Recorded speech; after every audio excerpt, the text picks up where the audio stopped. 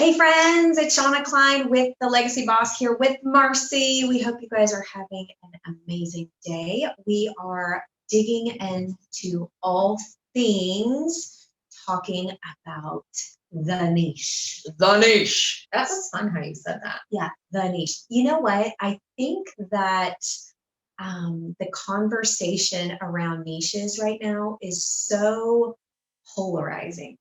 Yeah, that's a good word for I it. think that a lot of people are walking around going, I don't know what my niche is. I've got to niche down. I wonder if people just like saying niche. I think so, because I think it makes them feel like they've figured it out. Like they understand the secret lingo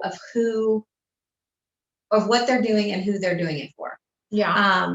And I think that I hear people asking me questions, especially creatives, like, how do I niche down as a creative? I'm a candle maker. I don't know how to niche. Like, right? Yeah. Like, is that my niche? And I think that there's so much misinformation about what that means. Yeah. So we are going to break it down to you today. Yes, Sound like a plan? Yeah. Okay.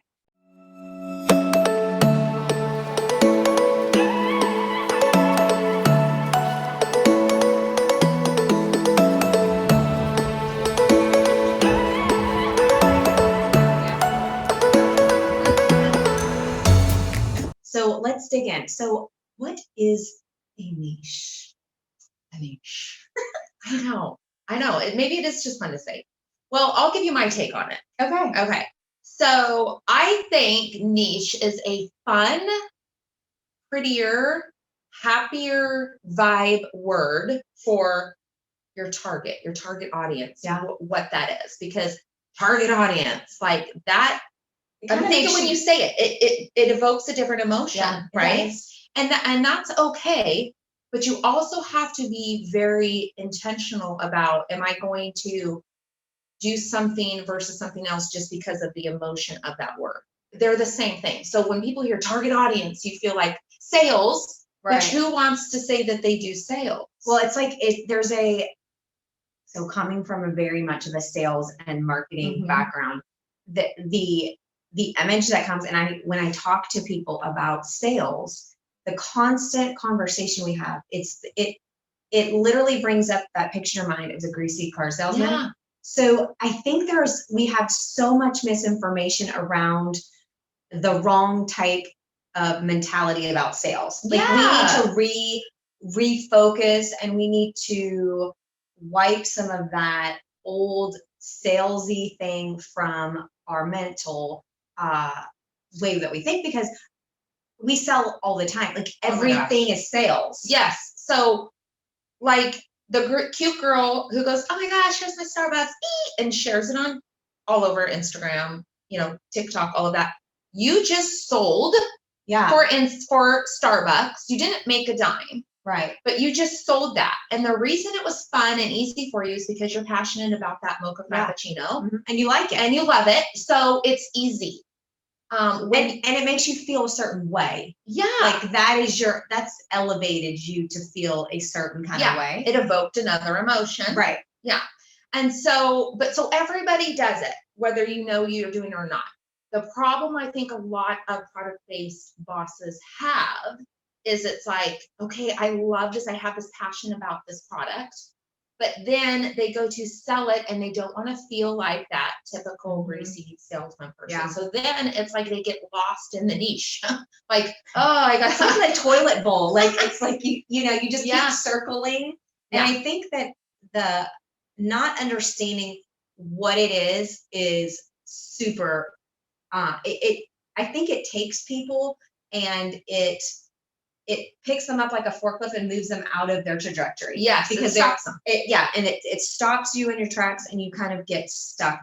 My little phrase I use all the time, it gets you stuck in analysis paralysis. Yeah. You don't know. So when we're talking about the target audience, I love the funnel method. That's kind of what I use to teach, is that we're starting out here, and we're going to throw everything in, and one of the visual exercises that I do with my creative students is understanding who is your ideal client? Yes. And so we do a little exercise, like when I'm doing coaching and stuff, and literally, who is the person that you would like imagine that would be your best client?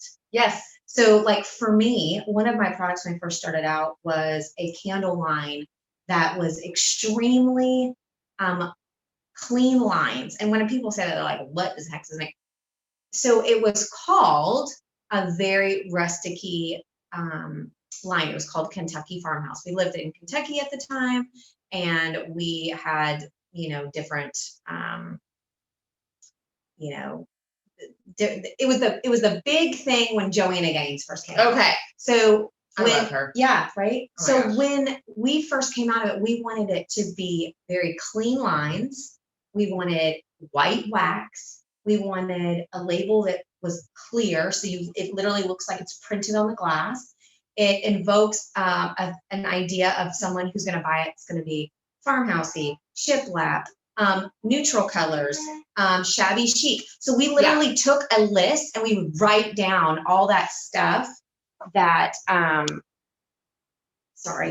this is like total life struggle bus. Pop-ups keep on screen. Authenticity. Will it record on there? I don't know. It may not. It doesn't really matter. No. Anyways, for all you audio people that just hadn't seen that, you got a little fun part. So we would figure out how to funnel down to where we got a snapshot image of what our perfect ideal customer looked like, right? I've named mine. Yeah? Yeah. What's yours? Her name is Sarah. Okay. Yeah. Tell me about the Sarah lady. Well, I wanted my target when I was creating for my planner system was kind of like me, like the stay-at-home mom who has all the chaos of kids and family around her, wanting to put that first and foremost, but wanting to build her business at the same time. And how is she feeling? So it was like, but it was like, so your pain points are definitely something to look for. So I wanted to go, okay, well, who is she? What age is she? Where does she live? Yeah. What's her demographic? How much money does she make? Like, who is this person? And so much so then it's like, what, what's her name? I had to name her. I couldn't get her that niched down. She's your avatar. She's my avatar.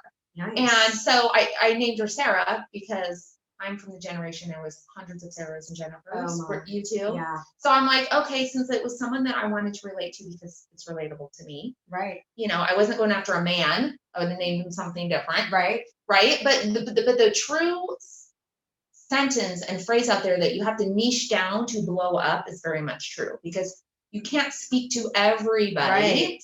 And so if you can get in your mind, what are the things they like, what are the interests, like you just listed your candles, then you have a good idea of who that person is that you want to speak to when you're doing here's my cute Starbucks, right? Who are you speaking to? Right. Because let's just be honest.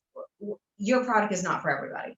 No. Your creative product. It's very niche down. Or your product is not for everybody. Now you can spend a lot of time, and this is where sales gets really frustrating, is because old sales tactics were go and fling it to everyone. Yeah. Throw spaghetti, see what sticks. Yeah. And so then what happens is you become very frustrated because it's very ineffective, and it's very, it's discouraging because you hear a lot of no's.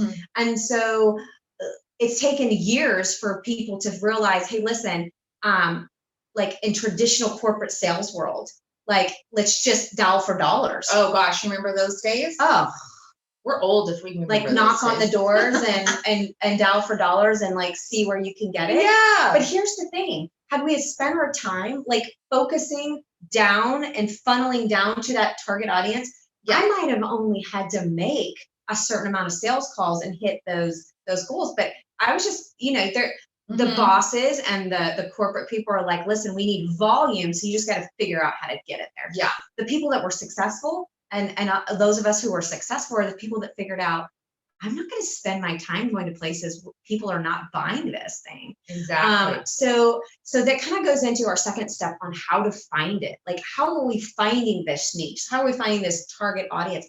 And I think that one of the biggest things is understanding that you are not for everyone. Yeah, and that's okay. But I think that's sometimes people are like, but I want to be for everyone. And it's the understanding, like, just because it can be for everyone doesn't mean it is. Like, you are not going to be, that you're not going to be for everyone. No, and accepting that as part of the process is okay. So, like, a good way that I want you to think about this is, let's say you were going to open a restaurant. Let's say you're going to open a sushi restaurant, because that's pretty niche down. Yeah, you just lost me. You lost me too. I am not a sushi girl. Sorry, however, yeah, I know. For sushi lovers, we love you. Yes. But don't put some raw fish in my mouth. I can tell you that right now. However, I'm not going to go to your sushi restaurant. But if I know you have a sushi restaurant and you're awesome and amazing, and I have a friend that goes, oh my gosh, I love sushi, you got to go to my friend's sushi restaurant. It's phenomenal. Yeah. I don't like it, so take someone else. Yeah. But other people are still going to help market for you. Right. Because you are being genuine and real and authentic and saying, here's my sushi restaurant. I'm super passionate about it. It's phenomenal. But you're not going to get everybody in your door. And nobody that opens a sushi restaurant expects everybody to come there either. Or a steakhouse or whatever you want to, name it. And so your product, your business can literally be exactly that same thing. Here's your target. Here's your niche. Yeah. Don't expect everybody to come in. And the ones that do, those are your peeps. Right. I did a YouTube video on Imposter Syndrome. We talk about know, like, and trust. Yeah. And understanding that we're supposed to be moving people from that know into the like, and then from the like into the trust. Yeah. And understanding that as that grows and you find your people, that you move them from that know, then like, then trust, they then become your little army of raving fans. Yeah. It's like you don't even know. They're like, whatever you put out there, they're buying, because they've now realized that what you do, I love. It helps me. It, whether it's a product that relaxes you or a product that helps you in your body, or it's something you put on, or whatever the product is that you have, they are consuming from that. Yeah. And we've taken such a switch in our world to becoming a very global market, and away from that small business. Yeah. And now we're kind of flipping that whole switch to like, hey, listen, let's not buy our bars of soap at Walmart. Let's buy them from some local person, because they've got a story. And they spend a lot of time in there, and it's probably healthier, and, understanding all of those things. So when we're talking about finding that target market, it's super important about understanding not just who you need to sell to, but what it is that you need to sell to them, and moving them from that know, like, trust to that place where they are your niche. Yeah. And I think when you think about what their pain points are, what is it that your product is going to help them with and take that pain away? If you can do that, you've got a customer, and probably for life. And so many people that especially are creatives, if they sell something that they're like, this is like a luxury thing, like, how does it fix a pain point? Like, how am I fixing something from them? I was like, you don't know their story. I mean, lighting that candle or using that cream or something, that might be life-changing for them, because that might be just what they need. And it might, so don't always take what you do as just saying, I don't know that I'm fixing a pain point, because I think all things fix a pain point. That's why we buy them. Yeah. And sometimes the pain is just wanting that little, like you said, that little bit of luxury. So you can think of, how does this make me feel? So that's kind of, I put my in that point. Avatar. Yeah, my avatar. And so if somebody, the reason I like candles is it makes me feel good. I like the smell. When I look at it, it just kind of gives me this little, oh, I'm fancy in my house today and my candle's lit.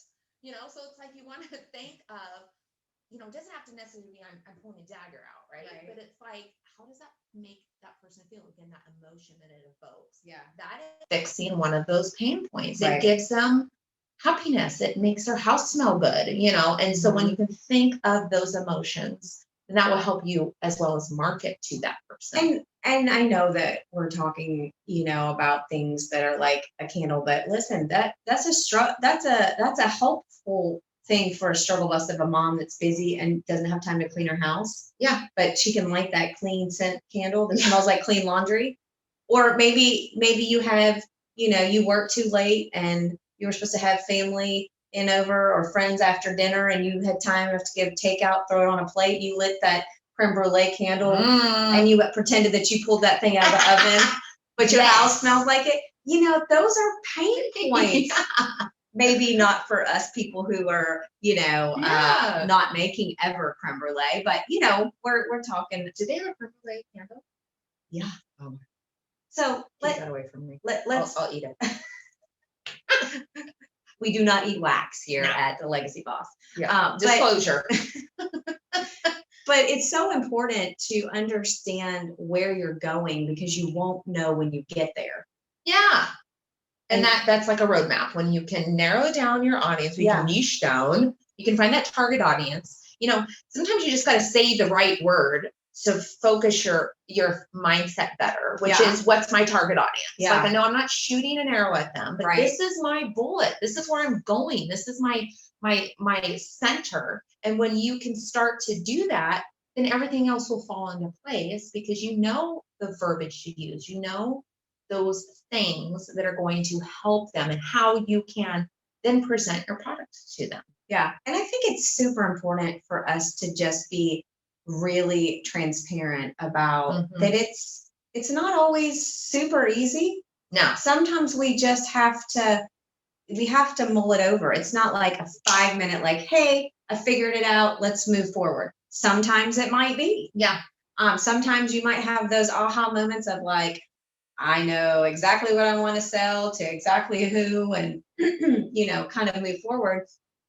And then let's speak to the people that it's not that easy. Like they just really don't know what their end game is. And I've talked to so many people that this is a big struggle us with creatives. They have so many things they can do or like to do, but they don't know which one. And it's like figuring out what it is, the thing that makes them feel something alive, passionate about, and going with those things, because you don't want to have 100 things. Yeah. Because that's not niching down at all. No, that's not understanding what it is you should sell and to whom you should sell it. Now, mind you, you can get to 100 things, but that's where that line comes in again about niching down to blow up. Right. Like you have to start with those products or those things that you're passionate about, number one, but then are going to move you and follow the next steps. And I think where some people too get struggled in, and I speak from experience, is feeling like you got figured out now. And we get in that mindset of, I just have to figure it out. Let me try it. Instead of what's worked for me is to slow down, get quiet, listen to my intuition, ask, what am I supposed to do? What's my purpose? Or, if you have 5 different scents you're supposed to pick from and you only can, purchase one at this time to try a new candle line. Yeah. Kind of go, what should I do? Yeah. And listen to those downloads that come, that are going to help point you in the right direction, instead of just throwing out spaghetti and not taking any time to go, okay, what would Sarah want? What's going to be my best thing here? Yeah. And you're going to get good answers there, or at least a better place to start from, I think, than just randomly guessing or trying everything. Yeah, and I think it's really important to give ourselves grace. Yes. Because we, people that are kind of have the entrepreneurial bug, or maybe it's a new bug, like because the Rona's happened and you don't have your same not fun bug. Job. Yeah, your job has changed and you've all of a sudden found this passion that you love, and you're like, okay, I know how to make it, or I know how to source it, or I know how to buy it, or I know how to whatever. And now what do I do? And I think that is the biggest thing, is that people, they spend so much time figuring out what it is they want to do that once they get it, they're like, now what do I do with it? Yeah. Like they haven't thought that next process and those next steps. And they just thought that throwing it on a website like was going to sell it. Yeah. And I mean, I've never seen that works really well. No. Because you have to drive people to that. Yeah. And you have to know who to drive, and that's where your target comes in. And so it kind of goes full circle around. And I know that there's a lot of frustrated people that are kind of like, what's that secret sauce? Like, what is that thing? And again, there's no magic bullet. There's no big blow up thing that's going to take you from, obscurity into like, 7 figures of selling this product. Yeah. Now, do we know people that happen to? Yeah, sure. But does that happen for everyone? Well, it's kind of like the millionaire thing. Yeah. It's kind of like, or not millionaire, the lottery thing. It happens to some, but it's intentional. It's not small steps made with intention lead to places. Like you got to make the small steps. Yeah. And I think if there's going to be a secret sauce, it's you. Yeah. It's who you are. Because are there, how many candle lines out there? Oh, gosh. Right? Does that mean you can't, if candles are your passion and you want to start a candle line, does that mean you go, oh my gosh, there's so many, I can't do this? No. Because what's going to set your candle line apart, besides some of these fun details that you choose to put in, that's going to niche down to that target audience, is you.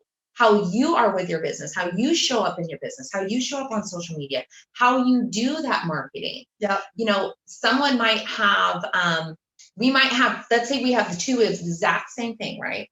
I might have a website that is more pastels, like that's my brand colors, is I have maybe pastels and it's very light and airy. And you might have one that's black and white and very geometric. Some people might go, well, I like this style better than this style, although they're the exact same product. Can you help that? No, because I'm not going to be a black and white geometric if my soul is a pastel light and airy. Like you still have to be you. You're not going to get everybody. It's authenticity. Okay. Yes, you have to have that secret sauce is you. Yeah. You put your passion in. And I think that there's no way to get around that. I think that people that are just throwing out there something that they think everyone wants, sometimes there's like a burnout zone. You've got to find something that you're excited about, passionate about, that is people want to be around people that are passionate. They want to be around people that are exciting, and they want to be around people that are really going after something. Because if I was just like an amoeba, like, hey, I got this thing, and I do scroll, I do this thing, and I just thought you might like this thing. Well, like, let's be honest, nobody wants to be part of that. People want to be part of something that's exciting and that I'm passionate about, and I'm spending all my time and energy creating and making or sourcing or building or designing or whatever it is. So I think that's super important, that that happens. So anyways, I think that it's definitely something that we need to work through in a process, because it's like the misnomer. It's the thing out there that everyone's talking about, but there's a lot of confusion about. Yeah. And hopefully kind of broken some things down today that have helped, make you go, oh, okay, this is where this is maybe where the cog in the wheel is at. Maybe I'm stuck here and I'm expecting, the Gothic grunge to purchase a light and airy candle. It's not happening. So there's homework. So there's homework for you, legacy bosses. Get out your journal, get out a notebook, and start to write down what your target audience, what your niche looks like. From every detail that you can think of, what does that person look like? Again, just everything and anything. And then, okay, are there pain points? Will my product, what will people feel like with my product? How is it going to make their life easier? How's it going to make it better? Yeah. And then if you want to take the extra bonus and get an A+, name them. Name your avatar. Name them. Yeah. Yeah, for sure. And then if you really want to take this to the next step, figure out a 30-second way to turn this into an elevator pitch. If you've been in sales, you understand what that is. If not, really quickly is if someone comes up to you in an elevator, you've got 30 seconds to go from one floor to the next. What is it that you're going to tell that person about what you do? Because that's the age-old question. So what do you do? Yeah. If I have 30 seconds to tell you what I do, what I'm passionate about, and how that I can make someone's life better, or what is it that I create, or what is it in 30 seconds that I can convey that I do, and if they walk out of that elevator, they have a really good idea of what I do and why I do it. Come up with something that talks about what you're doing and who you're selling to, and I guarantee you that next time somebody asks you what you do and you have your passion behind it, they are going to be interested in it. Yeah. And a good way to kind of put some passion, because people want to go, okay, what's my black and white answer? And how many details can I get in? And you feel like you have to sell them. Yeah. You don't have to sell them. They just have to feel your passion, and that's going to intrigue them enough. So if you're struggling with that black and white answer of the sleazy salesman, think of starting it with like, I help. Yeah. I help women, I help men, I help families, I help fill in the blank of your target, do XYZ by blah, blah, blah. Yeah. It was kind of random, but blah, blah, blah, blah, blah, blah, yada, yada, yada. But it's like, how can you, that's a 30-second pitch of passion, because when you can explode that out, they'll feel it. Yeah. They'll feel that energy from you. So we want to know, leave in the comments what you are doing to figure out what's your niche, or what it is that you are narrowing down to blow up. And then also, for those who want bonus extra credit, 2 gold stars, leave us in the comment. We want to hear your 30-second pitch on what it is that you do and how you love what you do. And we are your virtual people that you're selling to. So let us hear how it is. Yeah, we want to hear it. Yeah, so leave in the comments below. If you have not subscribed to our podcast, wherever you get them, subscribe. And also go to our YouTube channel, Legacy Boss, where you can watch these videos and subscribe and leave comments there. Thanks again for joining us. We will see you next time, where we are going to be talking about branding. Woo! Have a great day. Bye. See you soon.